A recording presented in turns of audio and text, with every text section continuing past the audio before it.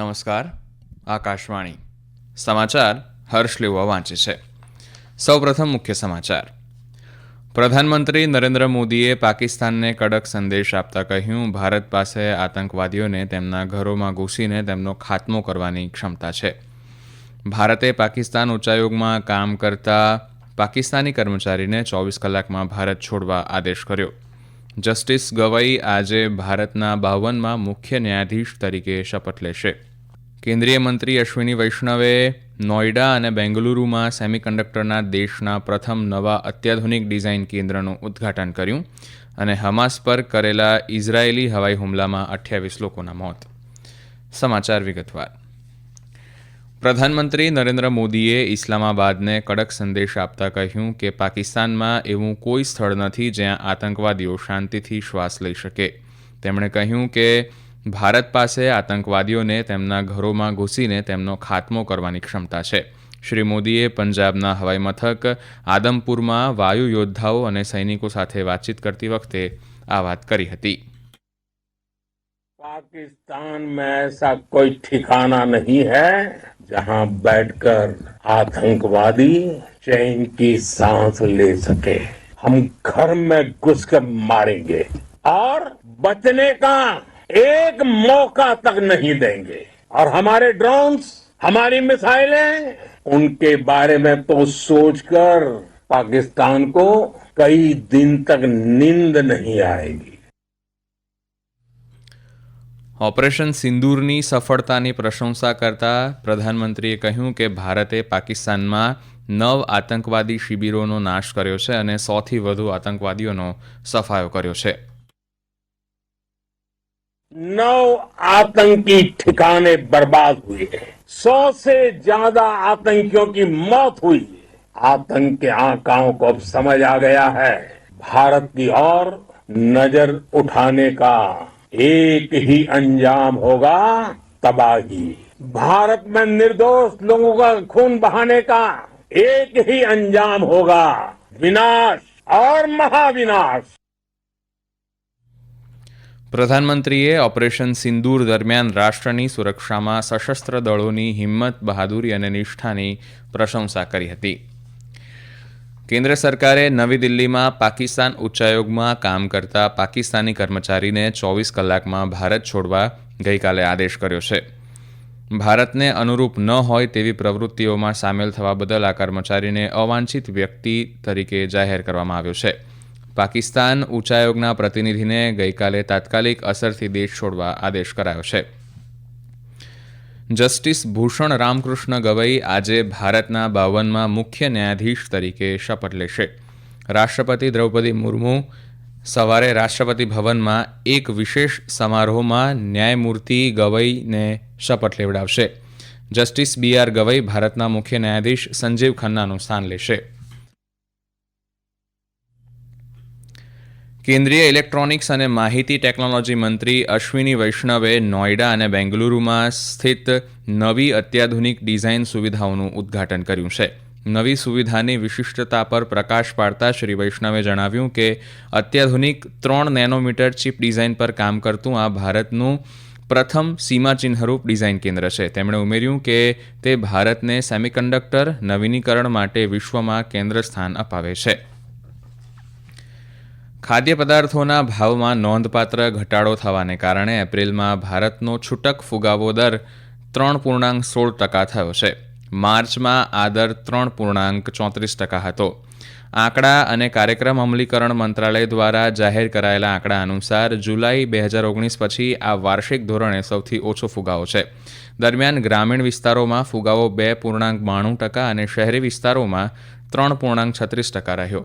મંત્રાલયના જણાવ્યા અનુસાર એપ્રિલ મહિના દરમિયાન મુખ્ય ફુગાવા અને ખાદ્ય ફુગાવામાં નોંધપાત્ર ઘટાડો મુખ્યત્વે શાકભાજી, કઠોળ અને ઉત્પાદનો, ફળો અને માછલી, વ્યક્તિગત સંભાળ અને અસરો તેમજ અનાજ અને ઉત્પાદનોના ફુગાવામાં થયેલા ઘટાડાને આભારી છે. આ સમાચાર આપ આકાશવાણી પરથી સાંભળી રહ્યા છો. આ સમાચાર આપ અમારી YouTube channel AIR news Gujarat પર પણ સાંભળી શકશો.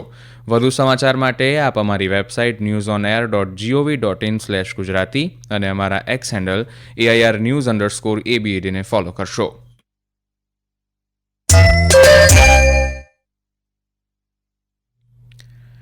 કેન્દ્ર સરકારે માહિતી આપી છે કે સંરક્ષણ બજેટ વર્ષ 2013-14માં 2,53,000 કરોડ રૂપિયા હતું, જે વધીને વર્ષ 2025-26માં 6,81,000 કરોડ રૂપિયા થયું છે. સંરક્ષણ મંત્રાલયે એક સોશિયલ મીડિયા સંદેશમાં જણાવ્યું કે વ્યૂહાત્મક સુધારાઓ, ખાનગી ક્ષેત્રની ભાગીદારી અને નવીનીકરણે સ્વદેશી ઉત્પાદનને વેગ આપ્યો છે, જેનાથી ભારત આત્મનિર્ભર અને વૈશ્વિક સ્તરે વિશ્વસનીય સંરક્ષણ નિકાસકાર બન્યો છે. રેડ કાર્પેટ અને આકર્ષક ઉદ્ઘાટન સમારોહ સાથે પ્રતિષ્ઠિત 78મો Cannes film festival French Riviera ખાતે ઝાકમઝાળ સાથે પ્રારંભ થયો છે. વૈશ્વિક સિનેમાની 12 દિવસની ઉજવણીના આ કાર્યક્રમે વિશ્વભરના ફિલ્મ નિર્માતાઓ, અભિનેતાઓ અને સિનેમા પ્રેમીઓને એક મંચ પર લાવ્યા છે. સમારંભની શરૂઆત એમિલી બોનિન દ્વારા લીવ વન ડેના પ્રીમિયર સાથે થઈ હતી, જેની સાથે ફ્રેન્ચ પોપ આઇકન માઇલેન ફાર્મર તરફથી ફિલ્મ નિર્માતા ડેવિડ લિંચને સંગીતમય શ્રદ્ધાંજલિ આપવામાં આવી હતી. એપ્રિલ 2024થી ફેબ્રુઆરી 2025 દરમિયાન કોલસાની આયાત અગાઉના નાણાકીય વર્ષના સમાન સમયગાળાની સરખામણીમાં 9.2% ઘટી છે. કોલસા મંત્રાલયે એક નિવેદનમાં જણાવ્યું છે કે આ સમયગાળા દરમિયાન દેશમાં કોલસાની આયાત 22 કરોડ ટનથી વધુ થઈ છે, જે અગાઉના નાણાકીય વર્ષના સમાન સમયગાળામાં લગભગ 24 કરોડ ટન હતી. મંત્રાલયે ઉમેર્યું કે આ ઘટાડાના પરિણામે આશરે $6.93 અબજની વિદેશી હુંડિયામણની બચત થઈ છે. સરકારે સત્તાવાર રીતે 23 સપ્ટેમ્બરને આયુર્વેદ દિવસ તરીકે જાહેર કર્યો છે. અગાઉ તેની ઉજવણીમાં ફેરફાર કરીને આયુષ મંત્રાલયે રાજપત્રની સૂચના દ્વારા ફેરફાર કર્યો છે.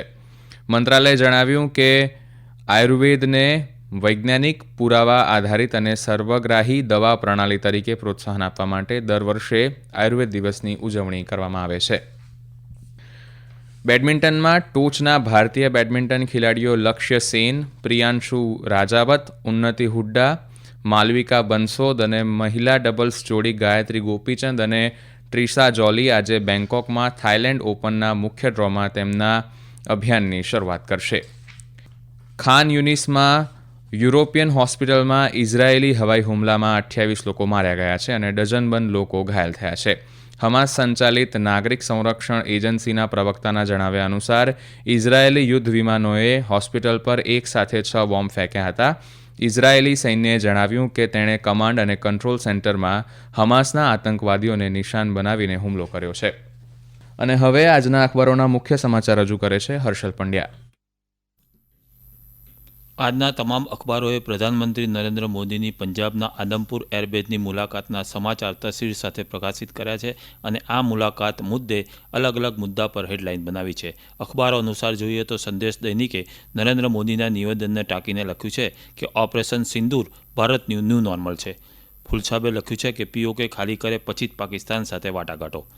આતંકવાદીઓ લક્ષ્મણ રેખા ઉલ્લંઘે તો હવે ખેર નથી તેવા વડાપ્રધાનના નિવેદન સાથે નવ ગુજરાત સમયે હેડલાઇન બનાવી છે. તમામ અખબારોથી અલગ હેડલાઇન ગુજરાત સમાચારની છે, જેમાં લખાયું છે કે આંદામાનમાં ચોમાસાનું આગમન, કેરળમાં 27મીનો વરસાદનો વર્તારો.